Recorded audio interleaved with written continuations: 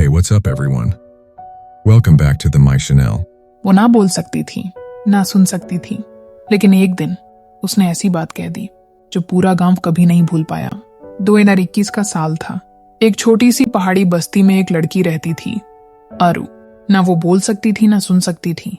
लोग उसे कांच की गुड़िया कहते थे, नाजुक, खामोश और सबसे अलग।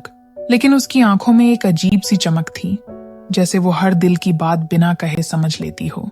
एक दिन शहर से आया एक लड़का, रेहान, जो पहाड़ों में रिसर्च के लिए रुका था। वो अरु से मिला और उसकी मुस्कुराहट में जैसे खो गया। अरु पेंटिंग करती थी, लेकिन उसकी पेंटिंग सिर्फ रंग नहीं होती थी। वो किसी का दर्द, किसी की याद, किसी की अधूरी बात बन जाती। एक शाम रेहान ने अरु की पुरानी डायरी देखी। उसमें उसकी माँ के आखिरी शब्द लिखे थे, मैं तुझे दुनिया से छुपाने नहीं, तुझे बचाने जा रही हूँ। और आखिरी पन्ने पर बस इतना था, जिस दिन कोई तुझे बिना बोले समझ ले, जान लेना तू अकेली नहीं है। फिर एक दिन पहाड़ों में भीषण आग लग गई। लोग बस्ती छोड़कर भागने लगे। रेहान ने अरु को ढूंढा, लेकिन वो उसी पुराने घर में बंद रह गई, जहां उसके सारे कैनवस थे।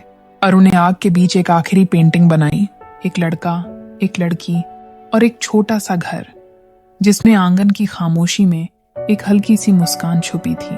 उस तस्वीर के पीछे लिखा था, मुझे बोलने की जरूरत कब थी, जब तू मेरी खामोशी भी सुन सकता था।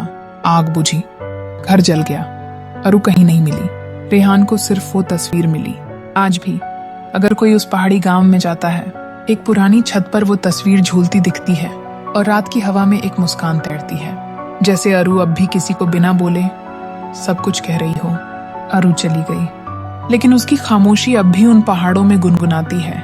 अगर तुम्हें भी कभी किसी की नजरों में कोई अधूरी कहानी दिखे, तो बस सुन लेना, क्योंकि हर दिल एक कहानी होता है। शायद तुम्हारा भी कोई अरु हो,